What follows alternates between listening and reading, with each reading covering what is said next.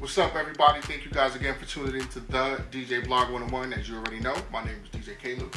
And again, this is a lesson on the actual record and the analog system for DJing. In the day, they would say you need 2 turntables and a mic.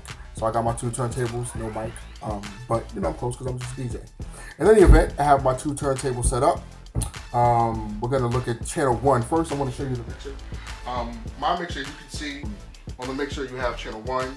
And everything's actually a little crooked. But you have channel 1, which is this, channel 2 rather, which is my right turntable. Then you have channel 1, which is my left turntable. And then if you look at the actual record on channel 1, and as I mentioned to you before, these are the volumes. When you're DJing, you want to make sure it's on phono. As I mentioned in the other blog, the phono outlet is the actual one for when you're using a turntable. So you make sure you want to have that. If you look over here at channel 1, you see the LL Cool J 4321.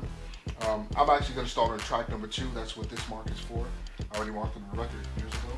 So as you can tell, there are grooves in the record. So I'll just place it in the middle. You want to get a close up of that, please?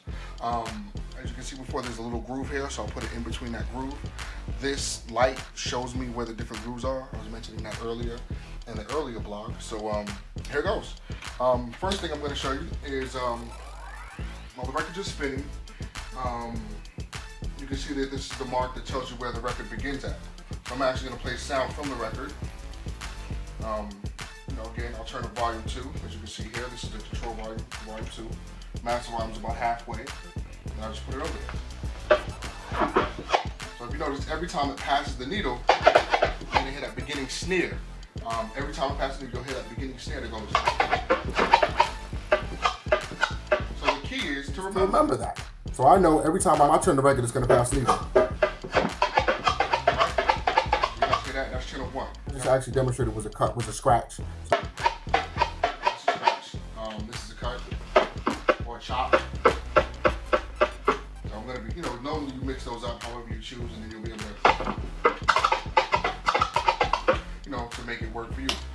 So that's already queued up, and then you'll notice on this record, it's the same thing. So you want to place the record. This is why I don't like these MM4 things. They're strictly made for Serato, because Serato you don't really need to worry about the grooves. But this little protective piece being in the front, it's very difficult to do a needle drop. A needle drop is when you place the record exactly where you want it to go.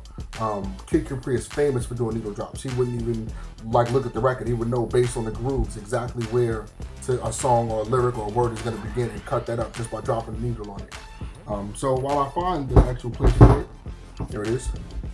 You'll notice with this arrow, it does the same thing.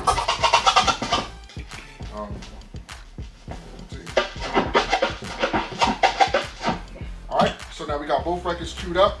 I got my headphones on. If you look in here, the 1 and 2 where the headphone section is, this is channel 1. So when I want to hear this side, I can hear it. This is channel 2, so I'm ready for that one. You can't hear it, but I can hear it in my headphones. Right? So that's all queued up. So that is pretty much the setup on queuing the record, on playing the record. You already saw how the turntables were already set up. I'm also going to explain one other thing that I didn't explain in the other blog. I told you guys I would show you a crate, and actual records in the crate, and why it was so crazy. So here we go. This is a crate. Originally, when you were DJing before, you would actually start off, it would actually be milk crates. It is illegal to steal milk crates, so they don't do that anymore. But you would steal a milk crate, because a milk crate was the perfect size for a record. This is actually a crate that I bought from like Target or something like that when I was in college. So you notice there's records in the crate, so on and so forth. And what you would have to do when you're DJing, while one record's spinning, you have to turn around, look through your crate, find out what record you wanted. Like, okay, that's the song I want to play, pull it out, and then go ahead and DJ with it.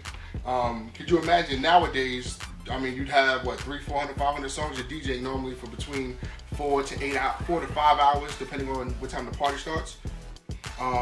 Could you imagine you'd have 4 to 5 hours, let's say each song is about 3 to 4 minutes a song.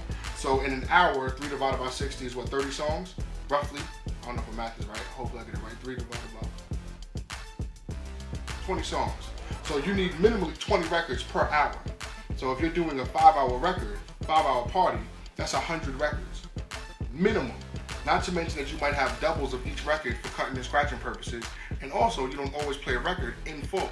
So minimally, to do a 5-hour party, you need 100 records. This crate holds about maybe 40 records. So you have 4 or 5 crates for one party. Now you got different genres of music and so on and so forth. So of course you're gonna definitely have more variety, because every now and again you'll get a request. Let me hear, you know, Rock the Bells by LL Cool J. You got bands, but I hope that you have it. Then you got to organize your crates and so on and so forth. What Serato did was they allowed you to put everything on an external hard drive. And I'll show you the difference between this kind of physical crate and what Serato actually allows you to bring into the play, and how many crates you can actually carry on one hard drive. How many songs? You know, it's like iTunes. If you think you got 3,000 songs on your iTunes, imagine having that many crates. In this case, you don't need these anymore. But, you know, in a couple of minutes, I'm going to show you how to analog DJ, a couple of different things you can do with that. To give you an example with the record, like I was showing you where the marks are, this would be a cue point. Hopefully you remember the term cue point, because when I show you Serato, there are also cue points on there. So I'm going to show you the difference between the two, and then we'll go with that. The next time you're going to see me, I'll actually be cutting it up with using regular analog records, and you know, show you a couple of tricks, stuff like that. I might do some spins, you know, make it look hot. So thank you for tuning in, the DJ Blog 101. I'm DJ Caleb, and we'll be back. Peace.